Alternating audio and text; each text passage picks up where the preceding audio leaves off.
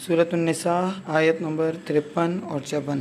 औज़ु बिल्लाहि मिनश्शैतानिर्रजीम बिस्मिल्लाहिर्रहमानिर्रहीम रब्बि इश्रह ली सदरी व यस्सिर ली अमरी वहलुल उक़दतम मिन लिसानी यफ़क़हू क़ौली। अस्सलामु अलैकुम व रहमतुल्लाहि व बरकातुहू। सूरत उन्निसा की आयत नंबर 53 और 54 के साथ हाज़िर हूँ। आयत नंबर 53 में अल्लाह तबारक व तआला इरशाद फरमाता है, वहीं उसी का सीक्वेंस चल रहा है जो पीछे यहूद और नसारा के बारे में अल्लाह तबारक व तआला ने इरशाद फरमाया, अम लहुम नसीबुम मिनल मुल्की, के जैसे वो लोग जो हैं वो ख़ुद ही डिस्क्रिमिनेट करते थे, क्योंकि वो नबी करीम सल्लल्लाहु अलैहि वसल्लम को अल्लाह का आखिरी नबी मानने को तैयार ही नहीं थे। और उसके कुछ रीज़न्स इन आयतों में आगे बताए गए हैं। अम लहुम नसीबुम मिनल मुल्की, अल्लाह तबारक व तआला उन्हीं को इशारा करके इरशाद फरमा रहा है, अम लहुम उनका क्या है उनके लिए नसीब कुछ हिस्सा मिनल मुल्क की बादशाह से, यानी अल्लाह की बादशाह से, अल्लाह की सल्तनत से, यानी अल्लाह की जो जितनी भी मिल्कियत है ये पूरी दुनिया, इस पूरे यूनिवर्स में, तो क्या उनके लिए कुछ हिस्सा है। अम लहुम नसीब मिनल मुल्की, क्या उनके लिए कुछ हिस्सा है बादशाहत से, यानी जो अल्लाह की बादशाहत है उसमें से। फ़इज़ा ला युतून अन्नास नक़ीरा, और अगर ऐसा होता तो वो किसी को एक तिल के बराबर भी ना देते, यानी एक छोटी सी चीज़ भी किसी को ना देते। तो इस आयत का एक कुछ बैकग्राउंड शान नज़ूल है कि यहूद और नसारा, बेसिकली यहूदियों का ये ख्याल था कि जो है वो पैगम्बरी और दीन की सरदारी जो है वो सिर्फ़ उन्हीं को सूट करती है और उन्हीं के लिए आई है, क्योंकि हज़रत इब्राहीम अलैहिस्सलाम ने जैसे कि दुआ मांगी थी कि अल्लाह तबारक व तआला से कि जितने भी नबी आगे उनके बाद आएँ वो सब नबी हज़रत इब्राहीम अलैहिस्सलाम की आल में से हों। तो अल्लाह तबारक व तआला ने उनकी वो दुआ कबूल फरमाई, और जितने भी नबी उसके बाद आए हज़रत इब्राहीम अलैहिस्सलाम की ही औलाद में से आए। तो उन्हें लगता था कि जो है वो कुरैश में से, यानी मक्का हैं तो नबी करीम सल्लल्लाहु अलैहि वसल्लम भी हज़रत इब्राहीम अलैहिस्सलाम की औलाद में से, लेकिन वो शाख दूसरी हो जाती है। तो आगे उसका बयान आता है। तो उसमें जो है वो उनको ये बर्दाश्त नहीं था कि कैसे जो है वो अरब में से नबी उठ के आ गया और हम में से जो है वो एक आखिरी नबी नहीं आया। तो ये बात उनको बड़ी तकलीफ़ देती थी। तो उसी के उस पर यह आयत नाजिल हुई कि इसलिए, क्योंकि पिछली आयतों में कहा कि वो कुरैश को यानी बुत परस्तों को सही कह रहे थे और मुसलमानों को गलत कह रहे थे।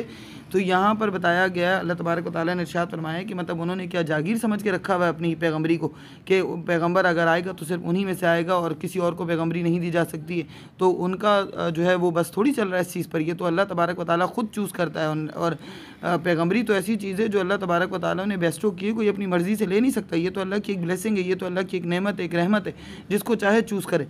और नबी करीम सल्लल्लाहु अलैहि वसल्लम को अल्लाह ने ख़ुद चूज़ किया, जिस तरह बाकी नबियों को चूज़ किया। तो ये उस पर बेस करती है ये आयत। आगे 54 में अल्लाह तबारक व तआला इरशाद फरमाता है, अम यहसुदून अन्नास, या वो हसद करते हैं लोगों से, आला उस पर, मा अताहुमुल्लाहु मिन फज़ली, जो कुछ दिया अल्लाह ने उनको अपने फ़ज़ल से। यानी वो नबी करीम सल्लल्लाहु अलैहि वसल्लम से हसद कर रहे हैं इस बात पर कि अल्लाह ने उनको पैगम्बरी क्यों दे दी, और कुरैश से हसद कर रहे हैं कि उनमें से नबी क्यों आ गया। फ़क़द आतैना अला इब्राहीम अल किताब वल हिकमता, और तहकीक हमने दी आल इब्राहीम को किताब वल हिकमता और विज़डम, दोनों चीज़ें, यानी हिकमत और किताब, यानी दानाई और किताब, दोनों चीज़ें दी। व आतैनाहुम मुल्कन अज़ीमा, और हमने उनको बड़ी बादशाहत अता फरमाई। यानी हज़रत इब्राहीम अलैहिस्सलाम के बाद जितने नबी आए उन सब को वो सब बेसिकली हज़रत इब्राहीम अलैहिस्सलाम के दो बेटे थे, इस्माईल अलैहिस्सलाम और इसहाक़ अलैहिस्सलाम। इस्माईल अलैहिस्सलाम हज़रत हाजरा की औलाद थे, और हज़रत हाजरा और हज़रत इब्राहीम अलैहिस्सलाम की औलाद थे, और हज़रत इसहाक़ अलैहिस्सलाम हज़रत सारा और हज़रत इब्राहीम अलैहिस्सलाम की औलाद थे।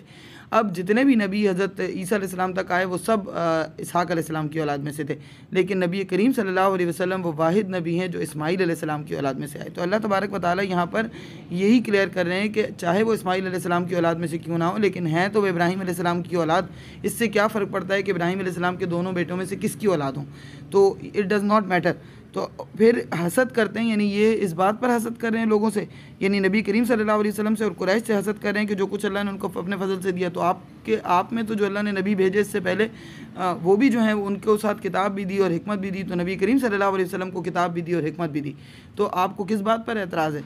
मतलब उसूलन तो ये होना चाहिए था कि वो भी इब्राहीम अलैहिस्सलाम की औलाद हैं और ये भी इब्राहीम अलैहिस्सलाम की औलाद हैं, और दोनों आपस में भाई हैं। जिस तरह नबी करीम सल्लल्लाहु अलैहि वसल्लम ने ताइफ से वापसी पर जब एक ग़ुलाम उनको मिला था अद्दास, तो उसने जब हज़रत यूनुस अलैहिस्सलाम का जिक्र किया तो आप सल्लल्लाहु अलैहि वसल्लम ने फरमाया कि वो तो मेरे भाई थे। तो नबी करीम सल्लल्लाहु अलैहि वसल्लम और बाकी सारे नबी तो आपस में भाई हैं, तो हज़रत इब्राहीम अलैहिस्सलाम की औलाद होने की निस्बत से भी भाई हैं। तो इसमें जेलसी वाली, हसद वाली क्या बात थी? वैसे भी हसद इस्लाम में कतन मना है और इस हसद की बड़ी मज़म्मत आई है। नबी करीम सल्लल्लाहु अलैहि वसल्लम की एक हदीस मुबारक में इरशाद है कि नबी करीम सल्लल्लाहु अलैहि वसल्लम ने इरशाद फरमाया, तुम हसद से बचो, इसलिए कि हसद नेकियों को इस तरह से खा जाता है जिस तरह आग लकड़ी को खा जाती है। तो हसद जो है वो आपस में रखना या बुग़्ज़ रखना ये बड़ा ही जो है वो इस्लाम में कतई नापसंदीदा अमल है। इसी तरह एक और हदीस में नबी करीम सल्लल्लाहु अलैहि वसल्लम ने इरशाद फरमाया, तुम आपस में बुग़्ज़ और हसद ना करो और ना ही एक दूसरे से पीठ फेरो, बल्कि अल्लाह के बंदे और भाई बन जाओ। और किसी भी मुसलमान के लिए जायज़ नहीं है कि वो अपने भाई से 3 दिन तक कतई ताल्लुक़ करे। तो इस बात का बड़ा एहतमाम कर